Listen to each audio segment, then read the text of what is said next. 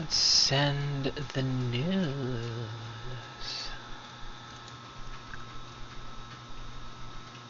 Post this shit to all the social medias.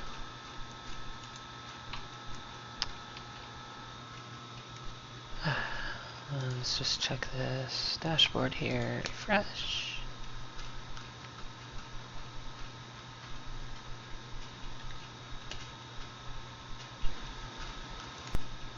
Alright.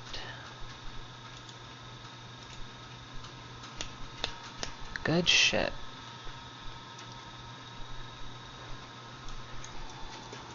Let's actually set this fucking stream title.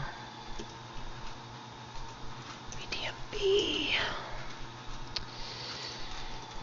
Vampire Masquerade Bloodlines update. There we go. I can see the chat. So let's fucking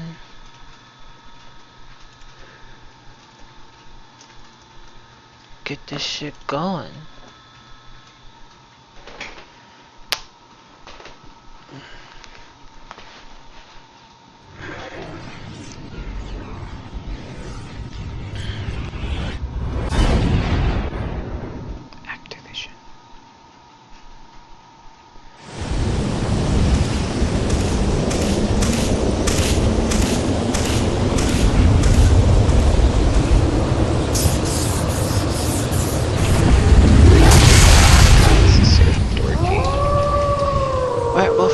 Studio.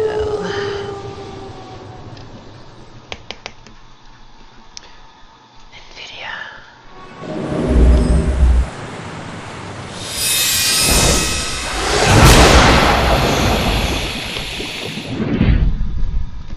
That was also very dorky.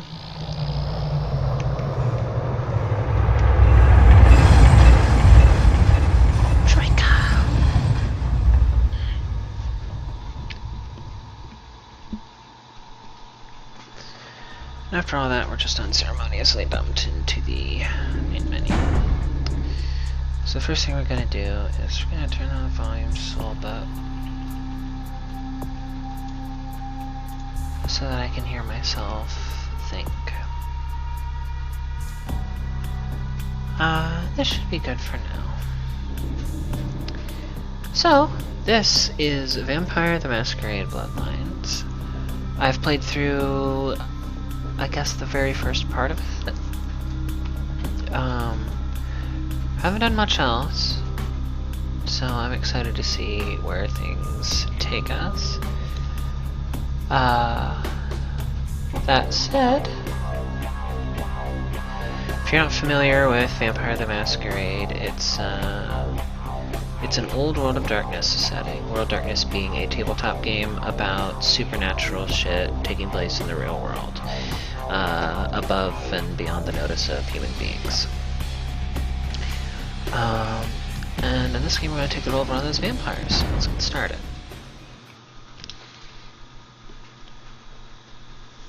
Hopefully this will be a good series for that. Let me actually bring up my OBS so I'm sure everything's running smoothly. There we go. We'll tab back in. A new game starts with creating a new character. We can go to character sheet and customize everything, or we can answer a personality quiz and let the game create our character. I'm gonna do the quiz because I think those are really interesting. So, I usually play as girls. You're in a convenience store, looking through the beer freezer, when all of a sudden a man walks in and pulls a gun on the cashier. Do you sneak up behind him, disarm him, and proceed to beat him senseless? Or quietly make your way to the bathroom and lock yourself in? Well, I believe it's most effective if we answer these things honestly, and that escalated real quick. Also, welcome to the stream, Rival Fortune. Let's quickly make our way to the bathroom and just be realistic. You're at a nightclub having a damned good time when you realize you're out of money. No cash, no fun. Do you seduce someone and have them pay for your drinks? Time it just right so you can snatch a bottle when the bartender isn't looking? Or go home and read a book or listen to music, something more intellectually stimulating than wasting life in a lame club? Well, I wouldn't really be the type to go to a nightclub in the first place. So I would probably just go home, despite the snobbery this implies. Being a night person, you watch a lot of late-night TV movies. 3 movies are on, which one do you watch? Fist of the Monkey King, a wire fu film with that scene where Wu beats 20 armed men with his bare hands. Sword of the Bushi, a Japanese film where a lone samurai cuts a path through a gang of Yakuza. Or Sergeant Murderstein III, the cop that doesn't play by the rules, takes on the drug cartel that kidnapped his daughter, with only his trusty .44 to back him up. Fist of the Monkey King. As you're walking home late at night, you hear footsteps, glance back, and suddenly realize someone's following you. Do you turn to confront them, or duck behind a tree to lose them? Murderstein, yeah, right? You met someone at a club, and they took you back to their place. Things start getting interesting when all of a sudden you hear someone come in the front door. Their spouse. Do you head to the kitchen, let them see you, pretend you're a distant cousin, and they were nice enough to let you stay on the couch? Gather up your clothes, hide behind the door, and slip out of the apartment as quietly as possible? Or calmly explain you had no idea they were married and that you intend to leave and never come back, keeping your finger over the speed dial in case you need the police. Last one. The world's a cruel and unforgiving place, but you've gotten by so far. Why? It may be cruel for you, but for me it's hilarious. Welcome to the stream, Netafine. Or because I keep it a secret. You have no idea of the truths I've learned. Look at these fucking edgy-ass answers. Holy shit. Yeah. Well then.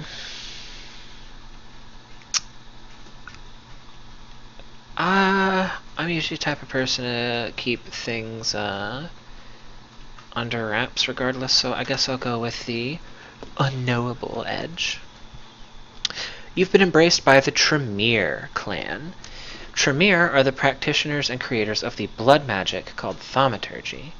Not generally trusted by other clans, Tremere are enshrouded in mystery and keep their motives hidden.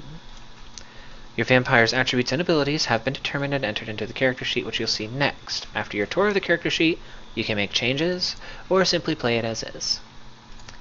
So, these are your attributes. They range from 1 to 5 dots and are broken down into 3 categories. It's explaining it down here.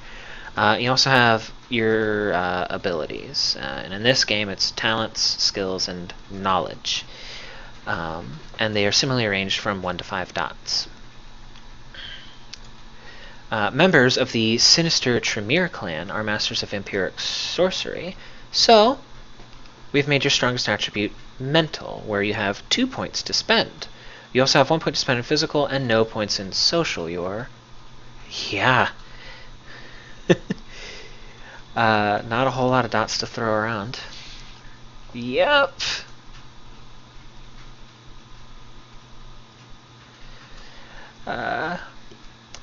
No points in social, your weakest attribute. As for abilities, being Tremere gives you advantage in your arcane knowledge.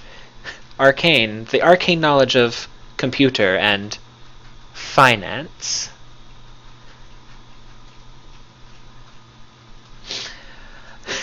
Therefore, you have 3 points to spend. You have only average abilities and talents and are weak in skills. Okay. Feats are the actions you perform in-game. Feats are derived from adding an attribute and an ability. An example would be the feat of lockpicking, derived from dexterity and security. Hovering a mouse pointer over a feat will highlight the attribute and ability that it depends on. So yeah, lockpicking is 1 because my dexterity is 1 and I don't have security. But you see I'm really good at ranged and really good at defense. Pretty decent haggling and persuading people as well. Really good at hacking, holy moly. Okay. You're a member of the Tremere clan, masters of blood sorcery. Tremere are feared and mistrusted by other vampires, for the rituals and spells of these warlocks are as potent, if not more so, than any other vampiric power. Feats are just like your skill rolls, basically, in the tabletop. It's just kind of has to be all organized because it's a video game instead of a tabletop. The disciplines are the Auspex, which is aura perception, Dominate, which is mind control, and Thaumaturgy, which is blood magic. These feats have beans, like a kitty cat. And then there's Humanity. 7's the norm, 10 is Saintly, and the lower you go, the closer to the beast you become. Also, the lower your Humanity, the greater your chances of frenzying.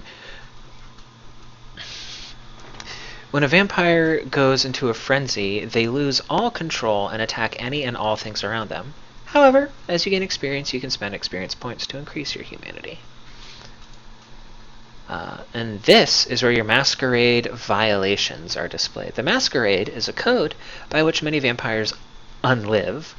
Anytime a vampire is seen doing a supernatural act by a mortal, it's considered a Masquerade violation. Don't lose your Humanity, you'll go hollow. This isn't Dark Souls. You have 5 chances, and each strike will have repercussions. If you commit 5 Masquerade violations, you will be dealt with harshly. And this is where all the information is displayed when you hover over things. Auto level on and off is a toggle, yada yada yada. Reset stats lets you just flush everything and make your own choices. And then there's accept and cancel. Alright, so let's actually take a look at things. Let's go to base. So your appearance is determined solely by the clan that's selected for you, or the one you select. And this is what the Lady Tremere looks like. Tremere are blood sorcerers born from mystic rituals and diablerie, and the Tremere are the least trusted of the Camarilla clans. And the ritual the Tremere used to transform from living mages into undying monsters stripped them of their magic arts. To compensate, the vampires of Clan Tremere developed Thaumaturgy, the powerful discipline of blood magic. The clan guards its secrets jealously and are the only kindred to wield this powerful discipline. The pursuit of arcane knowledge comes before all else, and the reliance upon it has weakened the bloodline. Tremere can raise no physical attribute above 4 points. Why is my name McGee? What the hell? Let's change that. What the fuck? Wow. Anyway, this is what the Lady Tremere looks like. This is what the male Tremere looks like. Oh, don't change it? Alright, we'll be McGee.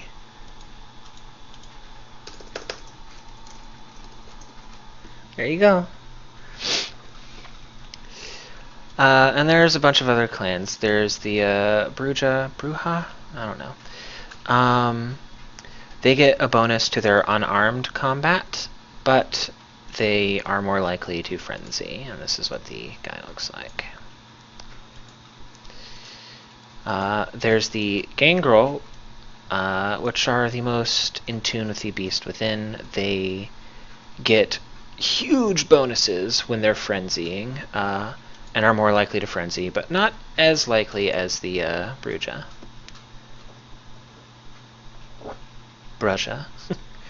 Okay, so I'll go with the, like, RJ.